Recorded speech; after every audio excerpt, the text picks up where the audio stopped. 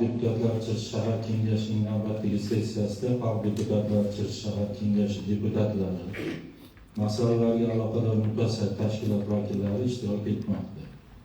Bugungi sessiyamizda Xalq deputatlar shahar kengashiga saylangan 24 nafar deputatdan 19 nafari ishtirok etmoqda. Saylangan deputatlar hisobidan kvorum yetadi. Sessiyani ochish to'g'risida kimga qanday takliflar bor? Ochilsin degan taklif tushdi. Ushbu taklifni ovozga qo'yaman. Rozilar, qarshilar yo'q, betaraflar yo'q. Rahmat. Sessiyani ochilib e'lon qilaman. Hurmatli deputatlar, biz endi sessiya kotibini saylab olishimiz lozim. 12-nur saylov okrugidan saylangan deputat Pirimqulovni Munis xonni sessiya kotibi etib saylash taklifini kiritaman. Boshqa takliflar bormi? Taklif qilingan nomzodga ovoz berishingizni so'rayman. Rozilar, qarshilar yo'q, betaraflar yo'q. Rahmat. Tasdiqlandi. Deputat Pirimqulovni sessiya kotibi etib saylandi. Sessiya kotibidan o'z joyingizni egallashingizni so'rayman.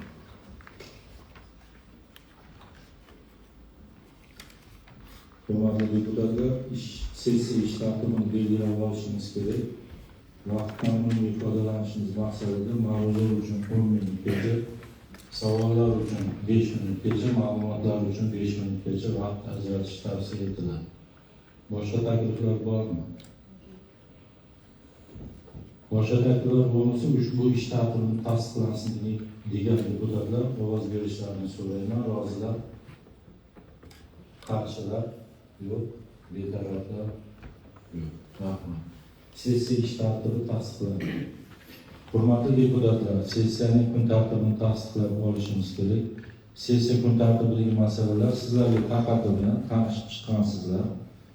Qaytadan o'qib o'tirish shart emasmi? To'liq barcha masalalarni. Agar savollar va takliflar bo'lmasa, kun tartibini qabul qilish bo'yicha ovoz berish jarayoniga o'tsak. Rozilar, qarshilar yo'q, betaraflar yo'q. Rahmat. Qaror qabul qilindi. Hurmatli deputatlar, kun tartibidagi birinchi masalani ko'rib chiqishga o'tamiz. Chirchiq shahrida 2026-yil 1-mavsum ochiq byudjet axborot portali orqali jamoatchilik fikri asosida eng ko'p ovoz to'plab g'olib bo'lgan takliflarga fuqarolar tashabbusi jamg'armasidan mablag'lar ajratish to'g'risida. So'z shahar hokimining birinchi o'rinbosari Jurat Rahmonov. Marhamat.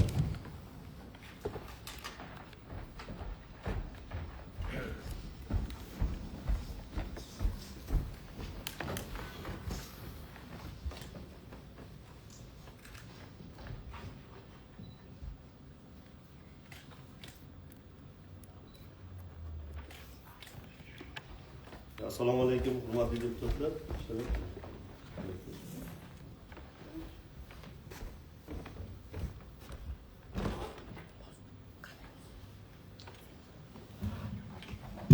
Qancha eshitilarsa kerak, qanaqa yo'q. Orqasini qizil bosdi yo'q. Yo'q, o'chirib ketdi. Bosib qo'yadi. Sherzi. Nashikon. Mana, bo'ldi. Qizil bo'lishi kerak.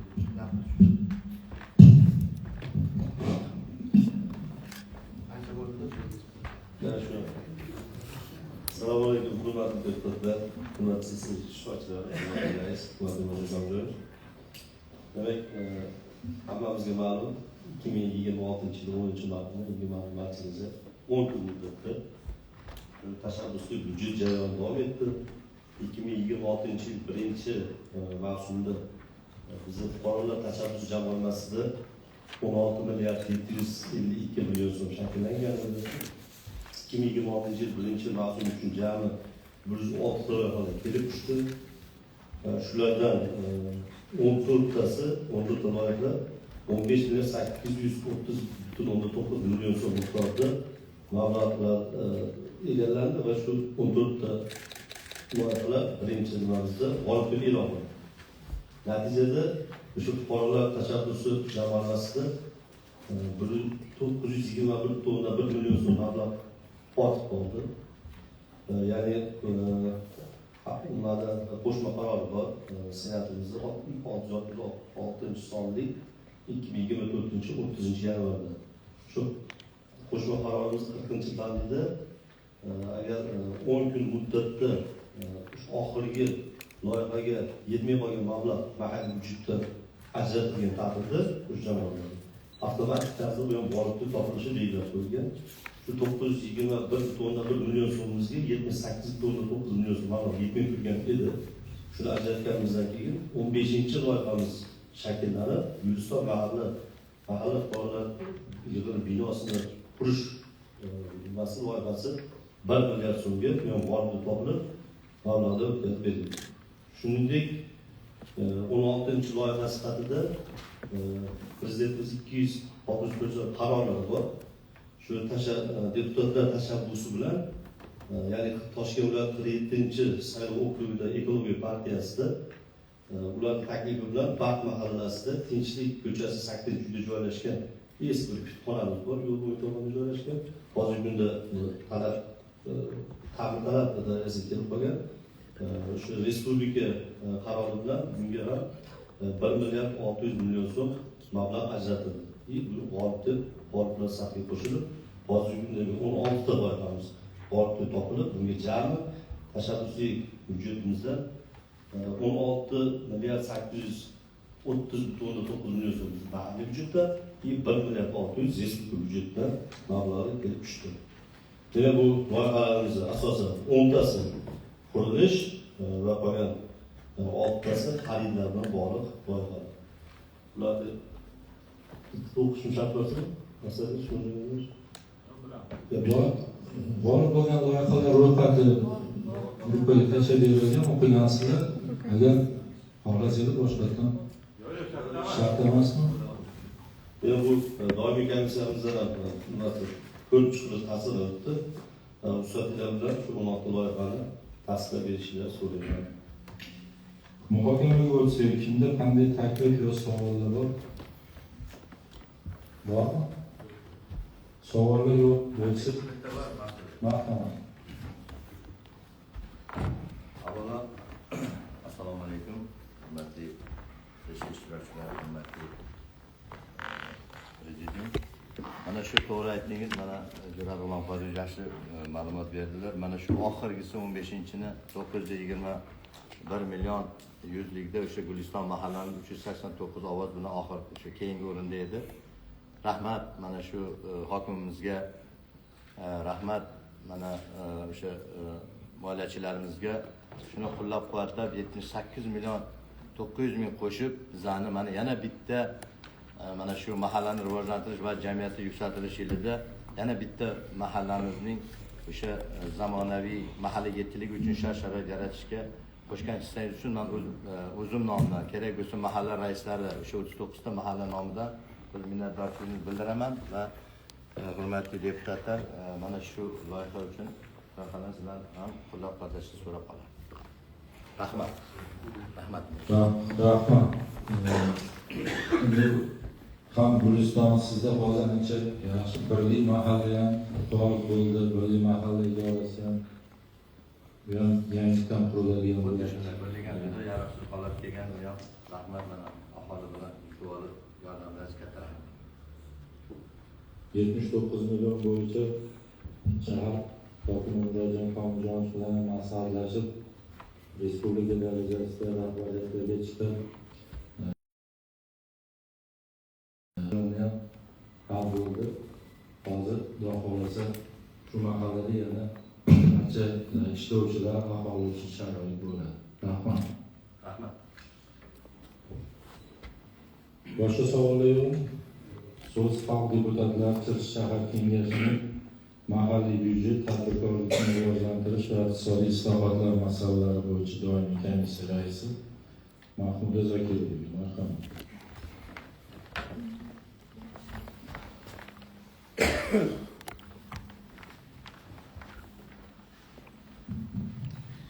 Assalomu alaykum hurmatli deputatlar, sessiya ishtirokchilari. Mazkur qaror loyihasi mahalliy byudjet, tadbirkorlikni rivojlantirish va iqtisodiy islohotlar masalalari bo'yicha komissiya siz tomonidan ko'rib chiqildi. Doimiy komissiya mazkur qaror loyihasini qonunchilik talablariga mos, iqtisodiy jihatdan asoslangan deb hisoblaydi va ushbu qaror loyihasini tasdiqlab berishingizni so'raydi. Rahmat. Agar savollar va fikrlar bo'lmasa, mazkur qaror uchun ovoz berish jarayoniga o'tsak. Rozilar, qarshilar yo'q, betaraflar yo'q. Rahmat. Qaror qabul qilindi. Kun tartibidagi ikkinchi masalani ko'rib chiqishga o'tamiz. Chirchiq shahar byudjetining qo'shimcha manbalar hisobidan mablag'larni yo'naltirish to'g'risida so'z Yurat Rahimov. Yana bir bora assalomu alaykum deputatlar. Hammamiz xabarimiz bor. Qo'shimcha manbalar deganda o'sha yil boshi shaklini eritib qoldi. Bundan tashqari chorada yakunlash shakllangan daromadlarni rejani ortib bajargan qismi. Va shu qatorida yer uchastkalari sotishdan tushgan tushumlar qo'shimcha manbalarga kiradi. Qonunchilikda belgilab qo'yilgan ana shu yer sotishdan tushgan tushumlar chorada yakunini kutib o'tirmasdan tushgan kundan e'tiboran xalq deputatlari shahar kengashlari vakolatlarida taqsimlash shu 10 kunlik regulation degan biz portalimiz bor. Platformani o'sha platformaga qo'yib, xalq deputatlari kengashining qarori bilan roziligi bilan ishlash tartibi belgilab qo'yildi. Shunga asosan biz yil boshidan beri 2 milliard 300 million atrofida yer sochdan tushgan tushumlarimiz mavjud. Hozirgi o'tkazilgan tadbirlar dolzarb inovatkor shu bir kun ham biz kutmayotgan inovatkor xalq deputatlari kengashiga shuni kirgizdik, mablag' taqsimotini. Ya'ni bu mablag' 10 kun o'sha regulation axborot portaliga joylandi. 10 kun o'tgandan keyin sizlarga demak tasdiqlash so'rab ketdik. Ya'ni xabarimiz bor. 22-mart kuni mahalla xodimlari qo'llab-quvvatlash kuni shu munosabat bilan ya'ni ro'za ko'rlash qo'shimlar yozilsa, maqsadlar shu takliflar bilan shu mahalla xodimlari ya'ni 7-ligini munosib taqdirlash bundan tashqari xabarlar prezidentimiz qarorlari bilan 2 oy davomida aholini qishloq xo'jaligi yerlari aholini qayta haqida o'tkazish bo'ldi. Bu ham mahalla 7-lik yuklar bevosita 7-lik vakillar bilan ishladik. Balki ko'chalar, xonadonlar bo'yicha.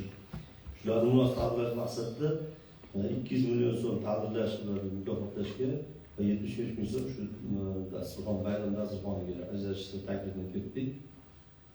Undan tashqari demak bizda Chirchiq shahar sport maktabining taklifi bilan bizda sport musobaqasini velopoyga yo'nalishida qatnashuvchilar uchun 4 ta velosiped sotib olish uchun 110 million so'm mablag' taklifini kiritdik. Bundan tashqari yer uchastkalari bilan sotishdan tushgan tushumlarda 300 million so'm hozir bahor mavsumida shu manzarali daraxtlar xaridi shu shahrimiz bolalarida uchun. Bundan tashqari maxsus jihozlar va dona avtotransportdan sotib olish uchun 450 million so'm mablag'ni sizlarga e'tiborga tashlashni kiritdik. Yuqorida aytib o'tilganda erkin qoldi mablag'ni 78 million 9 million so'm mablag' tasdiq etilgan. Bu ham shu o'q byudjetga ajratilgan erkin qoldi mablag' hisobidan ajratiladi. Bu ham doimiy komissiyada maslahat ko'rib chiqilgan. Agar savollar bo'lsa, vaqtlar savollar bo'lmasa shu biz takliflarni qo'llab-quvvatlab tasdiqlashni so'raymiz. Rahmat. Bu hozir buni tanishtirgan masalalar bo'yicha ko'pchiligimiz emas, hammamiz gruppada tanishib chiqdik. Hammamiz xabarimiz bor. Qisqacha просто aytmoqchimiz. Misol uchun o'sha ajratilayotgan mablag'lardan bitta punktiga hammani xabari bor, daydiklar va hokazo muammolar bor. Shu masalalarni yechilgan mablag' ajratilyapti. Shunga yana bir dolzarb masala bu bilan aholisi yechimini topadi deb o'ylaymiz. Rahmat. Savollar? Marhamat. Assalomu alaykum. Hurmatli rais, hurmatli deputatlar. Ma'lumotga savolim bor edi. 2020-yil 2-mart kuni qabul qilingan 606-sonli qarorga muvofiq haqiqatan 22-mart bu respublikamizda mahalla tizimi xodimlari kuni sifatida e'tirof etilgan va bayram qilib belgilangan. man so'ramoqchi bo'lgan narsam, demak 22-martda bu bayram bo'lib o'tib ketdi bo'ldi, to'g'rimi? Xuddi Summalar taqsimlandi. Bu yerda endi biroz balkim ish tig'iz bo'lgandir. Biz byudjet nizomini, etiketini buzib qo'yapmiz, chunki sarflanib bo'lgan mablag' uchun qaror qabul qilinish unchalik maqsadga muvofiq emas deb o'ylayman. Men so'ramoqchi bo'lgan narsam, bugungi kunda adashmasam 39 ta mahalla bor. Mana shu 39 ta mahallani ichida siz 275 million ajratgansizlar. Shundan 75 millioni dasturxon uchun, 200 millioni aynan rag'batlantirish ishlariga sarf qilindi deyapsiz. Masalan, men o'zim hududim, okrugimdagi mahallalar faoliyatidan bilamanki, faqat mahalla raisi 800 ming so'm moddiy mukofot oldi. Shunaqada, lekin bu 200 million 39 ta mahallani deyarli barcha yettalik a'zolariga o'rtacha 1 milliondan mukofot puli qilib bersa bo'ladigan darajadagi summada. Bu kichkina summa emas. Men o'sha taqdirlash qay darajada amalga oshirilgan, saylab olinganmi taqdirlanadiganlar, qaysi mezonlar asosida saralab olingan, mana shuni bilmoqchi edim. Shular demak, avvalo noto'g'ri gapirdi. Bu tadbir hali bo'lib o'tmagan. unutmagan, Shuni kodeksni buzmaganman. Siz o'chirtirib bitta odam gapirsa bo'ldi, o'chirtirish. Bu bunaqa bo'ladiki, buni biz ulgura olmadik, majbur masala deyapman. Biz o'sha paytda 28-mart deb belgilagandik, o'zi aslida 22-mart olinuvchi ham. Ulgura olmadik, sababi hozir bitta narsa, hurmatli deputatlar, ma'lumot iqtisodiy kompleks bilan ham gaplashdim. Yig'ilgan pulni sarflash shu darajada qiyin bo'lib ketdi. Men o'zim endi o'zimdan o'tgan o'zimni turibman. Mana g'azna bir alohida respublika. Bir boshqa to'g'ri tushunib biz rosa harakat qildik. Men xohlagan 28-martda shuni o'tkazishni.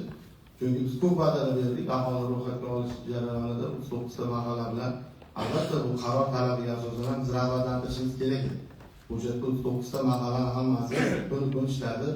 Lekin biz ulgura olmadik. Shundoq bo'lsa ham mayli, mana hechdan ko'ra kech yaxshi deydi-ku, shu nuqtai nazardan buni deputatlar kiritgandik. Bu tadbir bo'lib o'tadi. Albatta, hurmatli deputatlar ham ishtirok etishadi. Albatta, lutfan taklif etamiz.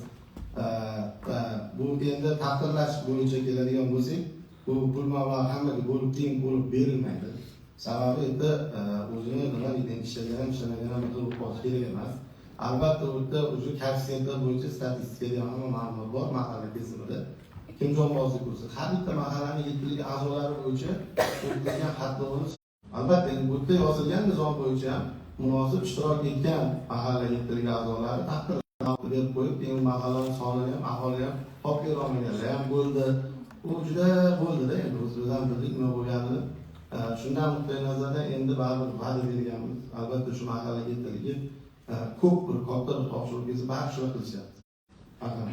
Katta rahmat, javobingiz uchun qachon qilganimiz albatta bundan xursand bo'lamiz, chunki juda ham katta amaliyotni boshdan kechirishdi. Mahalla yettiligimiz narsa odamni bittagina velosipedga 110 millionmi degan shubhaga keltiradi. To'g'ri deganingizdan keyin sal o'zimni bosib oldim, lekin aynan bu rusumni shu sport muassasasini o'zi berdimi? Chunki bu velosiped 6061 alyuminiy qotishmasidan tayyorlanganda, bu portlashga moyilligi bor bo'lgan qotishma yengil va qiziq tomoni bu velosipedda tormoz tizimi bo'lmaydi-da, u asosan baykerlar va anaqa bir g'alati tryuklar qilish uchun mo'ljallangan velosiped.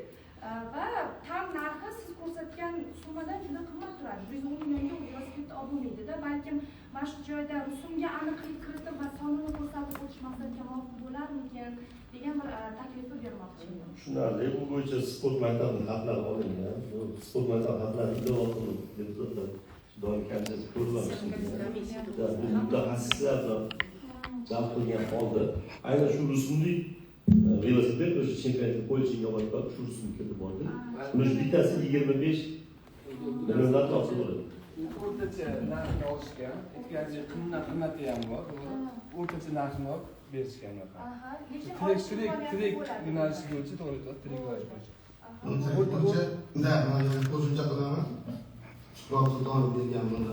O'zi aslida 250 million edi. Biz endi ma'lumot nazaridan yarmini olib berdik, yarmini keyin olib beramiz dedik. Sababi mana sport bo'yicha hurmatli prezidentimiz yig'ilishi bo'ldi. Albatta hamma sohaga e'tibor beryapmiz, ta'lim, sog'liqni saqlash, lekin sport qolib ketyapti-da. Shu nuqtai nazardan biz ulardan borib taklifini so'rab, har haftada bir marta boshimiz kerak, topshiriqqa asosan. Ular xat berdi, lekin ularda muammo har doim biz xaridga qo'yganda juda ham oddiy, juda ham Xitoy o'sha nima deydi, variant yuryapti, u bir oy, 1,5 oyga yetib bormasdan buzilib ketyapti. Shuning uchun men talab qo'ydim, mayli xarid bo'lsin, endi qonunni buzolmaymiz, lekin detalniy qilib o'sha trебование talablarini beringlar, moliyachilar bilan ishlaydi. Shundoq qo'yingki, o'sha sizga mos velosiped olinsin. Shu ma'noda haqiqatan ham endi qimmati ham bor, biz o'rtacharog'ini oldik, budjetdan kelib chiqqan holda. Nimaga velosiped, nimaga boshqa narsa emas degan savolga javob aytyaptiki, mana shu velosiped va trek bo'yicha bizda ba'zi bor, sportchilar bor. Agar bularga sharoit qilib bersak, ertaga bular sovrindor bo'lish imkoniyati balandroq. Chunki men o'zim borib ko'rganman. O'sha bo'lsa ham ikkinchi maktab to'g'risida ozgina sport zal qurdik biz. O'sha yerda kechadan o'sha yerda ko'rib, ko'zim bilan ko'rganman. Haqiqatan parasi ham bor, paralimpiyasi ham, sog'lomlar ham shug'ullanishyapti. Afsuski, ularning velosipedlar talab javob berdi. Juda ham ayanchli qoldi. Ular hech qanday qilinmagan. Shu nuqtai nazardan shunda ham yarmini qo'ydik. Birinchisiga qo'ygandan, ya'ni 3 oydan keyin qolgan yarmini olib berib, agar shuni bersa, shug'ullansa, ular qattiq ijaraga olib shug'ullanish kerak edi. Va ularda bizda salohiyat bor. Ya'ni nima qo'yki, mana shu yo'nalish bo'yicha velotrek, shasse yo'nalishi bo'yicha chempion chiqarish imkoniyati bor, agar ularga mana shuni sharoit qildi. Shuning uchun birinchi navbatda mana shu narsani qo'ydik. Sport yo'nalishiga qo'ydik. Javoblar uchun rahmat, To'raqo'li qonun. Rahmat. Endi savollaringiz uchun rahmat. Bu masalada doimiy komissiyada ko'rib chiqilgan, mutaxassislar jalb qilingan, hammasi o'rganilgan. Savollar bormi? Marhamat. Rahmat, mana maqtana qo'yashiga gapirdilar. Nimada ekansiz ma'lumotga eganki, 800 ming dedingiz. Mana o'sha mahalla tizimi xodimlari kuni bu uzun. Bizning mahalla uyushmasi nomidan barcha raislarga 872 mingdan pulimiz boricha hammasiga 100% huquqlar raisdan rag'batlantirganmiz. Ikkinchidan rahmat, minnatdormiz. Mana mahalla kuni tizimi xodimlari bilan shuncha mablag' ajratib, yaxshi bir o'sha ishlarga, o'zimizlarga dasturxon yozasiz va kerakli rag'batlantirishga pul ajratibsizlar. Kattakon rahmat. Uchinchi masala, mana 300 million obodonlashtirishga gul ko'chatlar uchun ajratilgan. Men istardimki, mana Kakras Ulug'bek rasmlardan shu yerdalar mahalla binolarini mana xudo xolisa ancha yangilik bor, ancha o'zgarishlar bo'lyapti, boshqa bo'lyapti. Kechagi ko'chatlarni yakshanba kuni ekkan ko'chatlarni ko'rib havasim keldi-da. Lekin qimmat ko'chatlar ekan, bundan keyin ham shu yaxshi uzun yaxshi ko'chatlardan ham mahalla binosini oldiga bersangiz xursand bo'ladi. O'zimizni parvarishlab minnatdor bo'ladi. Rahmat. Hazır olaylik. Çıkayım şunu boş ver. Buraya gitmek mi? Aynen ne yapacağız? Rahmat. Xudo xolasa hammasiga yetib boradi. Sekin. Xo'p, savollar boshqa? Marhamat. Yaxshi gap bo'lyapti. Rahmat shunchalik. Mahalla xodimlariga e'tibor qilib, ularning ishlari, yetkazilgan ishlari juda katta ish. Lekin shu yerda bir aytib o'tmoqchimanki, qaysi bir tadbir bo'lsin, qaysi bir nima bo'lsin, bu saylov bo'ladimi, ro'yxatga olish bo'ladimi, shu yerda eshik yurgan nurg'oylarimiz ham bor-da. Bu ofitsialniy 7likka qo'shilgan 8 yil nima qilinadi. Lekin hammasi bo'lmasa ham, mana shu bir mahallalarga borganimizda hokim yordamchisi yoki bir yoshlarni topa olmaganimizda shu qariya nurg'oylarimiz eshik yurib, shu ro'yxatga olishda mana Humo mahallasiga borganimda guvoh bo'ldim. Shu bir ikkita opamiz bor ekan, faollarda. Shu rag'batlantirish vaqtida shu nurg'oylarimiz ham esdan chiqmasa, ular ham birortasi oylik olmaydi-da ular. Ular faqat shu savob uchun mahalla raisining yonida kecha kunduz navomaga ham tartiblansa kerak. Ular shunaqa yuradigan qariyalarimiz bor. Hozir fursatdan foydalanib Murojaat Komjanovga rahmat aytmoqchiman. Shu faollardan faollardan 6 nafariga hujjatnoma berdilar. Kecha borib ko'rib keldik. Juda mazza qilib dam olib yotishdi. Shunga o'xshab nurg'oylarimizni rag'batlantirib tursak, nurg'oylarimizni yana shiddat bilan yoshlarni tarbiyalashda, boshqa nimalarda shu yerga turib duo qilib tursa, shularning duosini olsak deyman-da. Onu tushundim savolingizni. Nimaga shunaqa qilganingizni. Xullas, men boshida aytib o'tdimki, bu qo'shimcha manbalar shakllanadi. Yer sotish tushgan xalqqa kengash ishlatamiz. Bundan tashqari siz xat bergansiz, xatlaringiz ijroga qaratilgan. Bu xudo xohlasa mana birinchi chorak yakunlash shakllangan daromadlar rejani oltin bajargan qismi hisobida ko'rib chiqiladi. Ana termada Qizilda bosish, bitta bosish o'tib ketadi. Rahmat. Men endi mahalla kuniga bag'ishlaganda ham ularni bir taqdirlab qo'ysak, 8-a'zosida mahallada bo'ldi. Nurjonlar, Nuroylar. Rahmat. Rahmat avvalambor shu nuroniylar uchun jon kuydirib gapirayotganingiz albatta egoizmimiz shu aktiv faollar uchun iltimos qilasiz.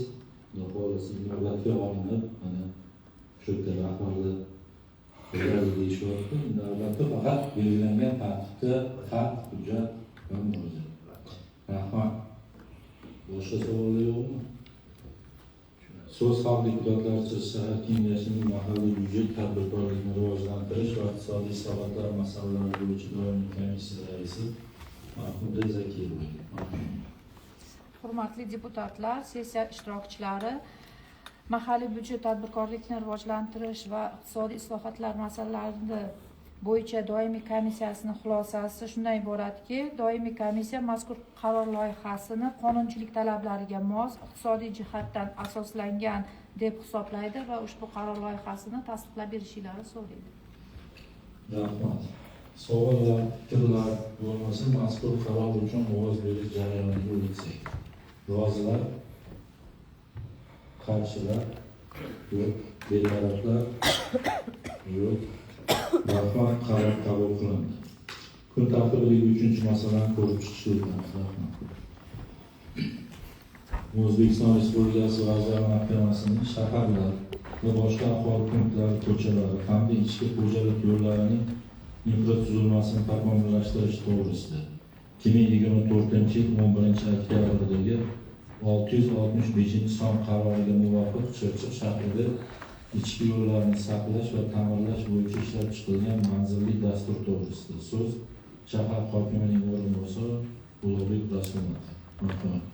Assalomu alaykum, hurmatli deputatlar, hurmatli sessiya qatnashchilari. O'zbekiston Respublikasi Vazirlar Mahkamasining 2024-yil 11-oktyabrdagi shahar va boshqa aholi punktlari ko'chalari hamda ichki xo'jalik yo'llari infratuzilmasini yanada takomillashtirish to'g'risidagi 665-son qaror loyihasi qabul qilingan. Bunda Chirchiq shahrida hozirgi kunda 12 ta mahalla, 23 ta ichki ko'chalar tanlab olindi. 28.900 metr kvadrat qismini qo'shimcha joriy ta'mirlash taklifi har bitta mahallani o'qib berishni chaqiramiz.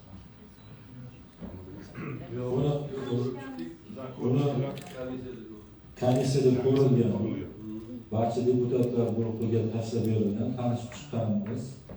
Agar tanishmaganlar bo'lsa, to'liq o'qib berishlari mumkin. Tanishtirib, agar qarshilik bo'lmasa, qisqacha joriy ta'mirlash deb bilasizlar. Endi men qisqacha qo'shimcha qilsam, o'tkazinglar, hurmatli deputatlar, bu 665-sonli qaror 24-yildan chiqqan, 25-yildan amalda.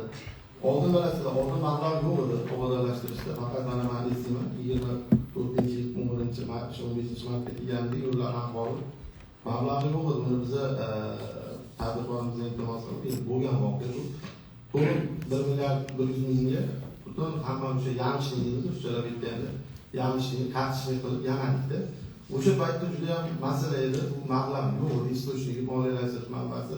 Men keyin o'sha 5-4 qaror chiqqan, ana boya siz aytgan masala oldin ishini qilganmizda, lekin endi o'sha qarorimizga alohida qo'shib Vazirlar Mahkamasi zaxira jamg'armasidan 1 milliard 100 ming mablag' olganimiz esimda mana shu bosh.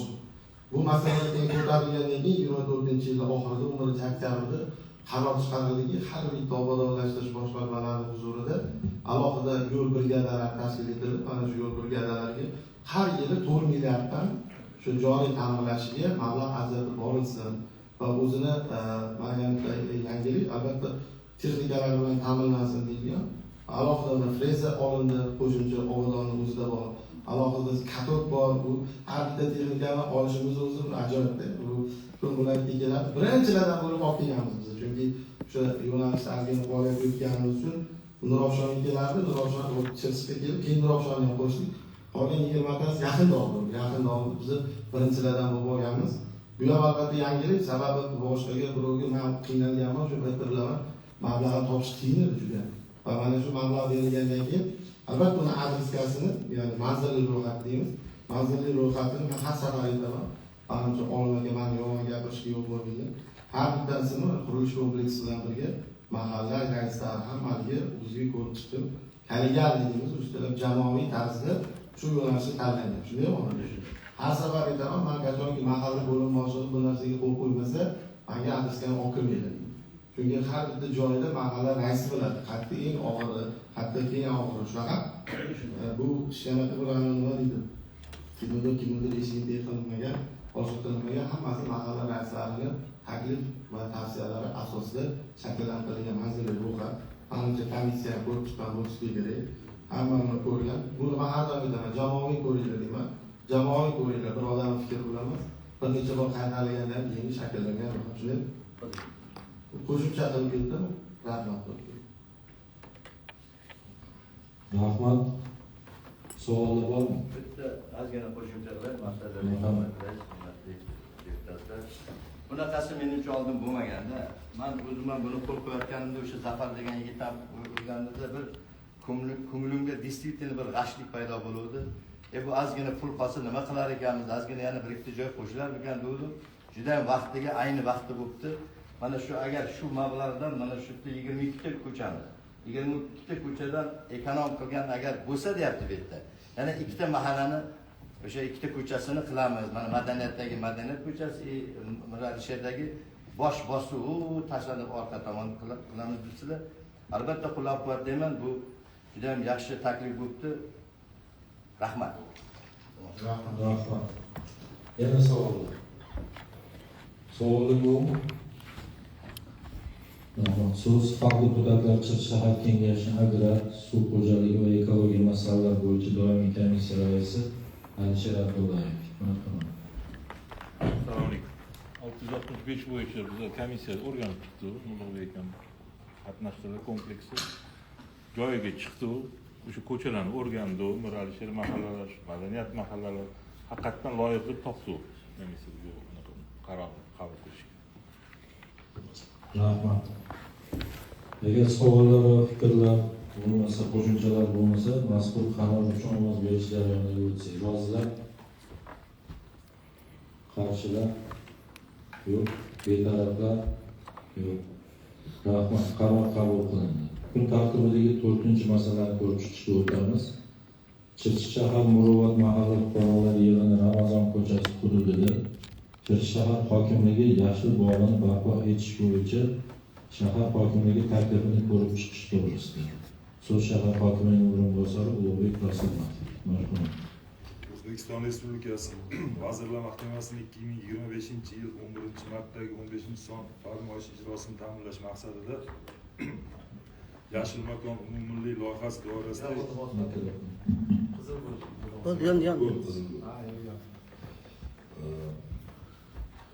Yashil makon umummilliy loyihasi doirasida yashil bog' barpo etish belgilangan bo'lib, Chirchiq shahar Muruvvat mahalla fuqarolar yig'ini Ramazon ko'chasi hududida joylashgan qishloq xo'jaligida foydalanilmaydigan davlat zaxiradagi 0,50 gektar yer maydoni Chirchiq shahar hokimligi yashil bog' barpo etish to'g'risida taklif berdik. Hozirgi kunda manzarali daraxtlar 1000 dan oshiq daraxt ekib bo'lindi. Shu hokimlik bog'ini yaratish maqsadida. Bu endi bilasizlar 15 kilometr yo'limiz Platinadan o'tganida chap tarafda suv bo'yiga yangi yo'l tushyapti. Biz o'zi qaror bo'yicha bizdagi e'tiroz bo'lishi selektorda faqat yangi yo'l tumanigina qilgan. Hamma shahar tumanlar 50 ya'ni o'sha yarim gektar joydan joyi olib yashil bog' tashkil qilsin degan. Shu topshiriqqa asosan biz bu bog'ni boshladik. Endi lekin uni rasmiylashtirib qo'yish nuqtai nazaridan albatta kengash qaror bo'lishi kerak. Chunki shahar ichida boshqa joyda yarim gektar joy, yaqin joy bog' qiladigan joyimiz yo'q. Hamma joyimizni hozir ko'ryapsizlar, mana bog' qilamiz degan joyimiz IT park bo'lib o'tyapmiz. 21 milliardga o'sha o'rmon parki to'g'risida IT park quriladigan bo'ldi. o'sha joy berilganida endi bu loyiha o'tgan munosabat bilan biz o'sha joyni qildik. Baribirki mendan oshiq Qayroqoch ana achig'i o'zingiz o'tgan o'zingizlar ham ko'rishingiz mumkin. Alohida biz zaxira jamg'armamizdan 70 million ajratib, hozir sug'orish tizimini yapamiz. Bu Chirchiq daryosidagi o'sha do'ng'illiklar ustiga ham hozir Qayroqochlar kelyapti. Har bitta joyda hozir ertadan borib ko'ringlar, men kecha ham bordim. Tadbirkorimiz tomonidan 25 metrdan 10 qo'l qismida suv chiqardi. Hozir shunaqa teriklar endi gullagan, 10 qator jannat joyda. Eski holatini, men kiloning holatini bilaman, endi qanaqa kelib. O'sha juda ham chiroyli bog' bo'ladi. Chunki mana hozir vodiydan olcha ko'chatlarni olib kelgan tadbirkor, jahonga degan tadbirkor. Bu qismiga ekyapti va chap qismini biz yashil bog' qildik. Baribir bitta daraxt ekamiz, shu bilan mablag' boyga daraxt quruvchi deganini ham bajarib ketyapti. Shunki borib ekamiz, endi albatta uni sug'orishini ham boramiz, sug'ormasdan qurib qoladi. Qurib charchadi. Ma'lumotlar yangi kelish tomonidan gaplashib keldim. Ekologiyadan alohida bir ilmiy tadqiqotning ustidan mutaxassis chaqirib, butun shaharda archalarni o'rganib chiqildi. Hozir endi 40 million so'rayapti. Dorilamaslik bu archani qurib qo'yapti-da. Bu sirkosini qanaqa bir kalasi bor ekan o'zi. Bu suvdan ham emas, yerdan ham emas, toshlardan ham emas. Mana bu savolni bir hafta qiynaldim ular, rosa qiynaldim. Aniqroq topinglarchi, bu ilmiy yondashlik qachongacha, qurtaramiz qachongacha. Chunki hammasi mablag' bor taqaladigan narsa. Hozir 40 million biz moliyachilik o'zimiz boshqa istoshlikdan topyapmiz.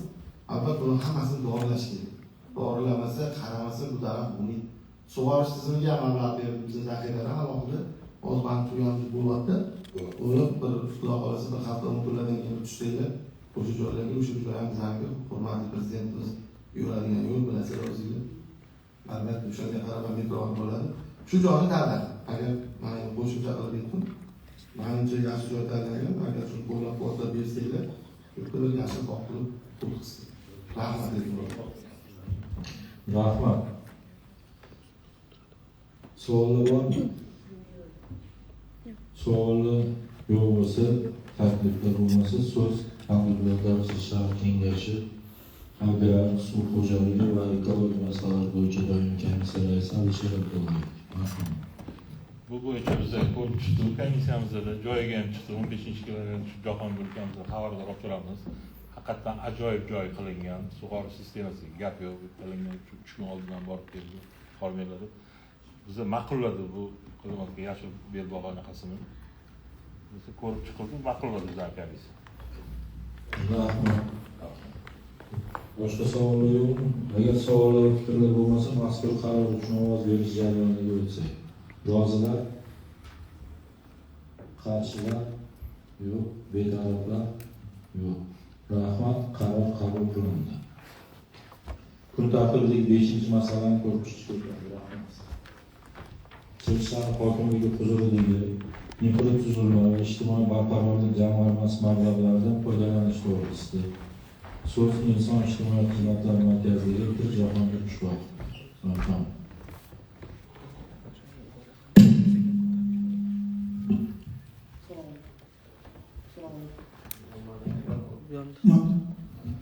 Salom, hurmatli deputatlar, hurmatli yosh qatnashchilar. Infratuzilma jamg'armasidan ajratilgan mablag'larga takliflar bergandik. Bu takliflar doimiy komissiyaga ko'rib chiqdik. Bu so'zda qisqacha tanishtirib o'tsam. Birinchi masalamiz, hurmatli prezidentimiz gaz va ishlatilgan resurslarni hisoblaganimizda ko'pchiligi yuqorida eski suv ichish vositalaridan foydalanayotganligi inobatga olinib, murojaatlar bilan o'sha bergan topshiriqlar va o'sha mahalladagi kambag'allardagi ishsiz fuqarolar ish bilan ta'minlanishi, bundan tashqari 173 nafar nogironligi bo'lgan shaxsni kechqurungi ijtimoiylashuv ta'minlash maqsadida o'sha joy tartibida o'z vaqtlarini o'tkazishi, aholi bilan suhbatlashishi, ijtimoiylashishga katta ko'mak berishini hisobga olgan holda bu joyga mablag' ajratish bo'yicha taklif bergandik. Uchinchi masalamiz, hurmatli prezidentimiz yaqinda sport yo'nalishida bo'lgan tadbir yig'ilishlarida sportda nafaqat sog'liqni, balki nogironlik bo'lgan shaxslar o'rtasida ham keng ta'minlash topshirig'i berildi. 5 tashabbus loyihasini amalga oshirilmoqda hozirgi kunda.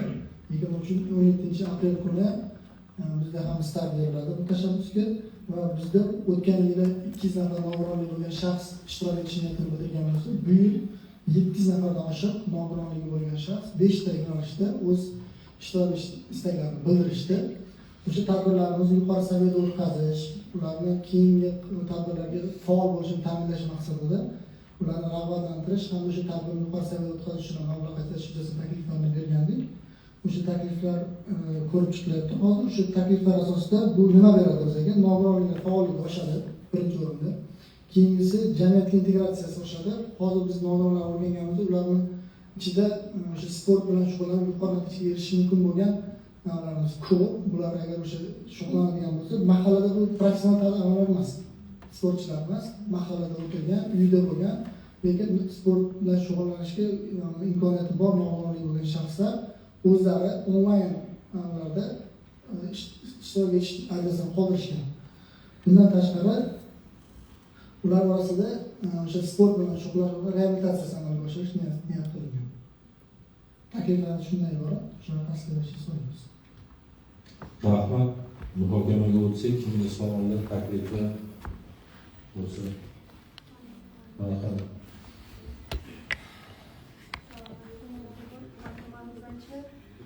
Loyihani o'qib chiqdik, deputatlar tanishdi, hamma juda ham chiroyli loyiha, juda ham yoqdi bizga o'sha maqsadlari, prinsiplari. Men so'ramoqchi bo'lgan narsam o'sha 2026 yil 5-fevraldagi 49 sonli qaror asosida hozir amalga oshirilyapti-ku, bu ishlar misol uchun o'sha yashil ta'minlash. Aniqlik kiritmoqchi edim, bu 3 nafar o'sha nogironligi bor fuqarolarimizni uylarida shunaqada isitish tizimlari yangilanib, qanaqadir quyosh panellari bularga anaqa beriladimi? Mana shu masalan tejamkor rejimda yashashlari uchun, ularga yengillik bo'lishi uchun. Men buni so'ramoqchi edim. Keyin so'ramoqchi bo'lgan narsam, hozir men bu yangi o'sha nogironligi bor shaxslarni ijtimoiylashishga yordam beradigan qurilish bo'yicha nima qilyapmiz? Bu joyda o'sha ko'z ojizlar uchun bo'laklar, umuman nogironligi bor, imkoniyati cheklangan insonlarni bir o'ziga xos nüanslari inobatga olinadigan kriteriyalar bu qurilish jarayonida inobatga olinadi. Siz ben cevap versem, bu 23 milyon 49 sonli qarorni ishlab chiqish jarayonida men ishtirok etdim. Administratsiya orqali uzun o'tkazilganda 20 ta shu tajribali xodimlarni qatoriga bizlarni qo'shishganiga biz shu qaror loyihasi tayyorlash jarayonida ishtirok etdik. Va men shuni taklif berdim. Bular taklif qilishdi, viloyat zakazchi bo'lsin, o'tdan bo'lsin, jamg'armadan bo'lmasin deganda men shunda rahbariyatga shu masalani qo'ydim. Ularning jamg'armasi bor. Infratuzilma ijtimoiy barqarorlik jamg'armasi bizni uni amaliyotga o'tkazdik. Ikkinchi sonli bog'chani biz ta'mirladik bosqichda. To'liq o'sha protsess o'tkazdik. Ba'zi bir shahar hududida bunaqa jamg'arma borligini ham bilmas ekan. Bergandan keyin taklifini qildikda keyin bo'ldi deyishdi. Yuzini kelgandan keyin ma'qullab keyinga chiqishdi. Moliya vazirligidan men shuni taklif qilgandim. Mana Jahongir buxgalter, men uchalamiz adashmasam shu 12 yil o'tirib taklif tayyorladik va taklif tayyorlab shuni asoslantirish hujjatlari bilan men berdim. Ularni rahbariyatiga respublikaga berdik. Va o'sha bizning yo'nalishimiz, bizning takliflarni inobatga olib, mana shunaqa yo'nalish, mana shu mexanizm tasdiqlandi. Men avvalambor xursandman, bir tomondan bizning taklifimiz bilan butun respublikaga shunaqa qilindi. Tanlangan oilalarni kelib chiqadigan bo'lsa, shunga buyurtma kerak. Buyurtmani keyin biz o'yladik, bitta o'qib qo'yamiz deydi.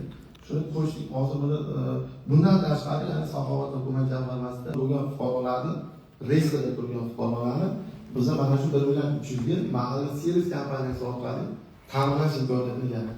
Bu moliyaviy mexanizmi qilindi, uni boshdan oxirigacha. Bu boshqa tadbirkor qilsangiz tezda bo'lib qolish kerak. Nüanslari ko'p. Shuning uchun albatta mahalla servis kompaniyasi o'zimizniki. Bu o'sha ta'minlangan o'zimizniki, mablag' o'zimiz. Faqat aytamanki, mablag'ni sarflashi o'zi bir iste'dod bo'lib qoldi hozir. Bir san'at bo'lib qoldi. U shu darajada bir hujjatlarni, mana masalalar ishlarga ko'p muhokama qilamiz. Hattoki deputatlarimiz kengashi qarorlarini chiqarishi o'zi ham juda qiyin bo'lib qoldi. Hozir takliflar hamma hujjatlarga mos kelishi, hozirgi taklifimiz biz keyingi sessiyaga qoldirdik. Huquqiy asosini topolmaganligimiz uchun. O'zlarining ham havolalari ishlar binosi ta'mirlaymizni amal qo'l ko'tarib ovoz pulatsiya, afsuski buni biz moliyalashtira olmas ekanmiz. Bu respublikadan hozir alohida davlat rahbarining qaroriga taklif sifatida kiritilgan. Juda qiyin bo'lib qoldi. Juda. Masalancha necha yil tajribaga ega ba'zan bular kerak hujjat ko'rsatadi, keyin man ularga boshqa hujjat ish qilib maslahat qilib to'g'risida bu haqiqat bu bekitadigan joyimiz yo'q. Juda qiyin bo'lib qoldi. Aytolmayman, mablag' bor, lekin ishlatish qiyin bo'lib qoldi. Juda ham qiyin bo'lib qoldi. Shuning uchun mas'ullarni bular bilan qilib bir amallab boshqa hududlarda qiyin bo'lyapti ishlatish. Juda ham qiyin bo'ldi. Chunki ma'lum bir joylarda biz hujjatlarni to'g'rilayapmiz. Hukumat ozgina yordam beryapti, ma'lum bir joyga tishkala qo'yamiz, boshqa qo'yamiz. Shu yo'l bilan yana chiqaryapmiz. Aslida juda masalasi qiyin. Shuning uchun bu ishlarni qildik. Albatta u qanaqa bo'ladi? Yashil haqiqatdan bo'ladi degani, bazaviy haqiqiy bo'ladi. Bu yakka tadbiq oldingi. Kvartirani bu kvartira to'g'ri afishga bo'lib, ichida o'zini talablari bor. Ular nimalar bo'lishi kerakligi, o'sha talablar bo'yicha o'sha quruvchimiz ishini boshlab olgan. Manimcha tugan bilan qo'ydi. Bizda da anaqa bilasiz, odatda ish keyin pulini beramiz. Shunaqa bo'lyapti, chunki quruvchimiz endi ishonchli, uyaltiriladigan quruvchi, albatta bu qilinyapti. 24-7-500 million so'rayotgan ishchi mumkin, uni o'zini puli bormi? Nimaga mablag' ajratib olmas degan savollar bo'lishi mumkin. To'g'ri, 12,5 milliard pul berilgan. Puli bor, lekin uni loyihani cheti bor. Loyihadan tashqari qismi ham ishimizni ko'rdik. Qiladigan ishlarimiz juda ko'p. Chunki domlarni orasiga kirishimiz kerak, trotuarlar, etga alohida zamonaviy hojatxonalar qurishimiz kerak. U loyihada nazarda tutilmagan. Do'konlarning oldini hammasini buzib, yashilmagan qo'yishimiz kerak, tushirishimiz kerak, ichida trotuarlarni qilishimiz kerak. Ses ko'chasi deymiz, biz ses ko'chasi to'g'ri. O'sha ko'chalarning oxirigacha oqib kirmagan. Tanqid bilan ses ko'chasiga bo'lgan oraliq kirmagan loyihaga. Endi buyog'ini qo'yib yaraqingiz olib ketadi-ku. Kim buni homiylikka qiladi? Bular odam biznes bilan man ko'rmadim kelganlarini. Shuning uchun majbur bo'ldik, mana shu yo'nalishdan mablag' ajratib, bu qismlarni, ya'ni loyihaga kirmagan qismlarini o'zimiz qilish uchun mana shu mablag'ni ajratdik. Uni aytyapman, loyihaga kirgan joyda muammo yo'q. Lekin